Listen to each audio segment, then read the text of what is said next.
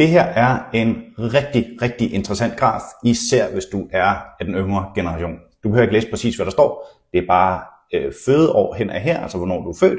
Og så viser grafen, hvor mange år danskerne så i gennemsnit får på pension. Og der kan vi se, at den er faldende.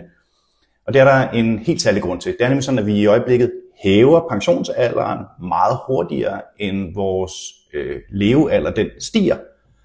Og det gør vi, fordi at tilbage i 40'erne, 50'erne, altså efterkrigsgenerationen, som det bliver kaldt, det var nogle meget store årgange, der var mange mennesker, blev født mange.